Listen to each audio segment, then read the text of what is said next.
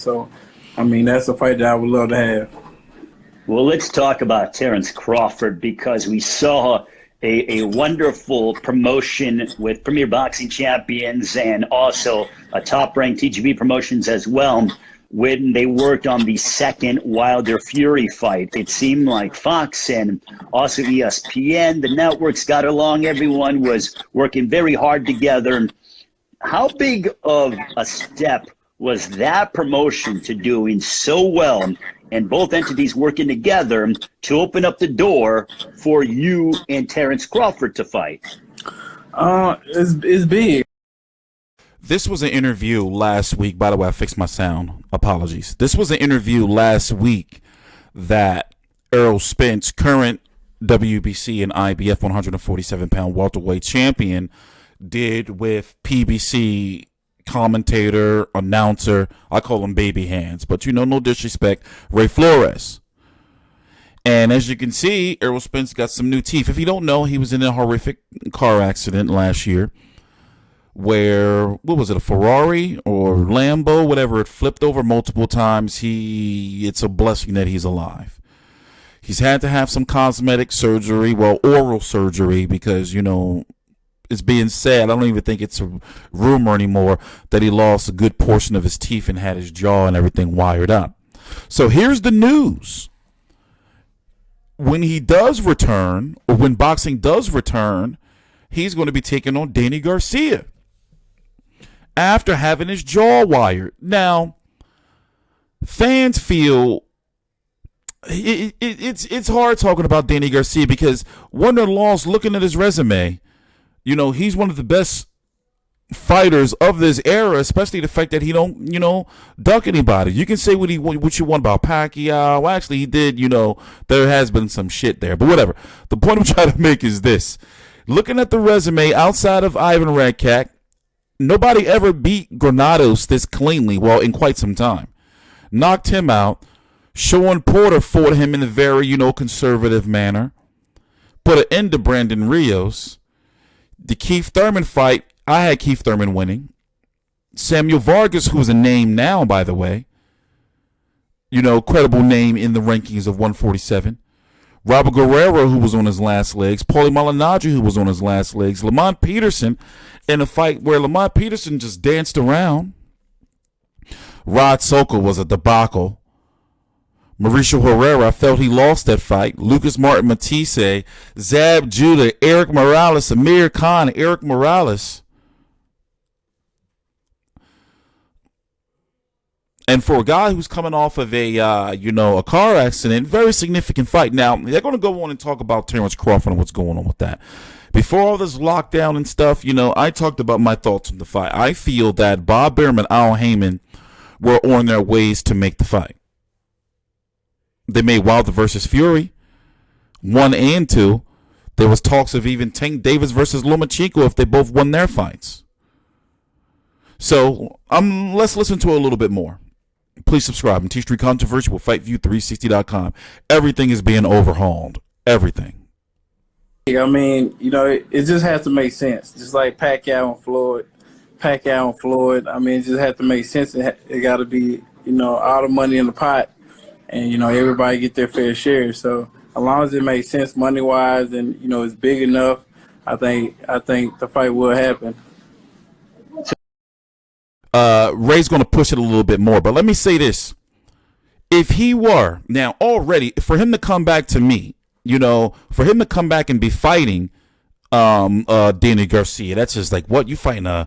Danny Garcia's power is feared at 147 pounds. It's respected. So for him to come back to fight, Danny Garcia, and he is saying he really don't want to fight Keith Thurman. What if we don't know what's going on with Manny Pacquiao? Danny Garcia said in a recent interview that he's going to be getting either Errol Spence or Manny Pacquiao. But my money is that my bet would be that Manny Pacquiao will be taking on Mikey Garcia. That's my bet. But Errol Spence does have options. on his side and fights that can be made. And you got to think, look at it from Al Heyman's side. You know, he may not be telling Bob Arum, you know, in the conversations that they're having, but of course they know Terrence Crawford don't got nobody else to fight. Of course, when the fight does happen, it's going to be Spence versus Crawford. That's already done and guaranteed, right?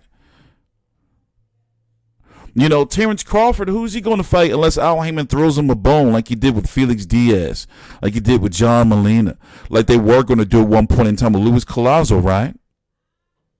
So, you know, looking at it, and especially with this lockdown, for one, let me just go ahead and say this. Errol Spence, if Errol Spence, Dana Garcia does happen, it's supposed to be in September. We are now at the end of May. You know, I don't see any arena fights being able to take place with a crowd of 20,000 plus or whatever, you know, or 18,000 plus or whatever anywhere in the year 2020. So another big question, another video that has to be done is what's going to be going on with PBC fighters. Like, there's nothing going on or nobody talking about if they're going to be fighting in closed door shows or what's going on. Me personally, my personal opinion, it's hard for me to you know, see fights with crowds going on. And it's no secret that PBC doesn't have one main promoter. So do they not have the infrastructure? Al Heyman, they can put it together.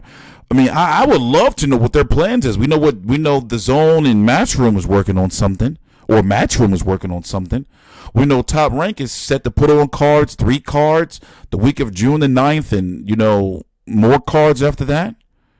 Golden Boy is trying to get something going with Ryan Garcia. But as far as, you know, PBC, we don't know what they're going to be doing. Let's listen to a little bit more of this. So Terrence Crawford came out in an interview a few weeks ago, Errol, and he said that, yes, the money has to be right and it has to make sense for everyone. What was your interpretation of Terrence Crawford's comments when he talked about the money in that regard? I mean, because looking at you and Crawford, you're 2 of the best welterweights, you know, arguably in the world. And I think the fighting public, the sports public would love to see that matchup. Definitely. I mean, he's telling the truth. I mean, you know, you got to pay us our worth. Because me and Terrence, we're going to get in there and try to kill each other. So, I mean, you got to pay us our worth. And, you know, as long as the money's there, the money's in the pot, and it makes sense, it's definitely going to happen. I mean, I did talk to Al about the fight before. We had numerous discussions about it.